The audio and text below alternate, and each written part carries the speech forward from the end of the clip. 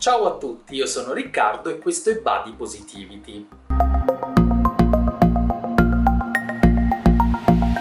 Ogni volta che cerchiamo di soddisfare le nostre voglie c'è qualcuno che ci considera indisciplinati. Tendiamo così a considerare i nostri corpi come cattivi, deboli. Ci dicono che non siamo in grado di controllarci e quindi si sentono in dovere di farlo loro per noi. Ed è qui che entra in gioco la vergogna. Quando qualcuno giudica il nostro corpo, tendiamo a vergognarci di avere quel corpo. Non importa quale siano il nostro genere o la nostra taglia, tutti potenzialmente sentiamo gli effetti della vergogna sul nostro corpo. Spesso ci si dimentica che la vergogna non è solo un fatto verbale, ma che riguarda anche gli sguardi, gli atteggiamenti o le azioni di disapprovazione che le persone hanno.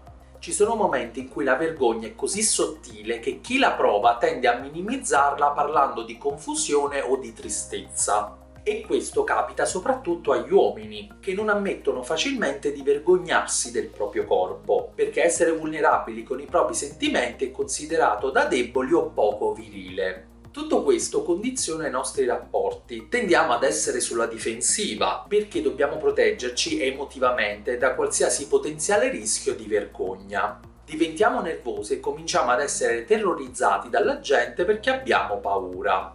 Come fare allora per allontanare questa vergogna? Ognuno di noi ha qualcosa che non gli piace di se stesso e che vorrebbe cambiare. È umano. Ma perché non trovare parti di noi stessi che amiamo e a cui non rinunceremmo? Che si tratti di un bel sorriso, degli occhi, dei polpacci, c'è qualcosa di noi che amiamo. E se non riusciamo a trovarle, piuttosto che guardare tutte le caratteristiche di chi ci fa sentire inferiori, guardiamo le persone che ci assomigliano e che usano i loro corpi come ispirazioni per se stessi. Le rappresentazioni positive dei vari tipi di corpo e dei tratti di corpo sono importanti e ci possono aiutare. Allo stesso modo, uno dei più grandi cambiamenti che possiamo attuare è quello di alterare il modo in cui percepiamo i commenti degli altri.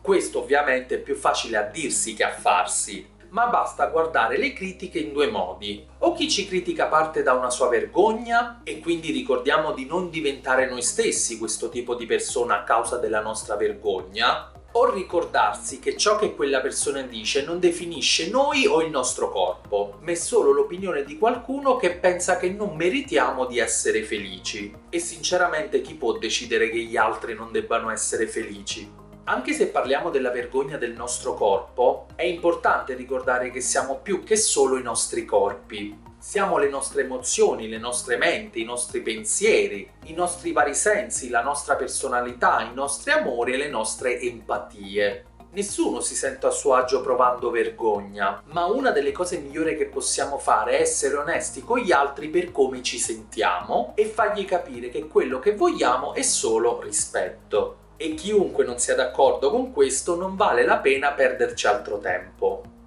Spero che questo video vi sia piaciuto, lasciate qui sotto i vostri commenti e che la Body Positivity sia con voi.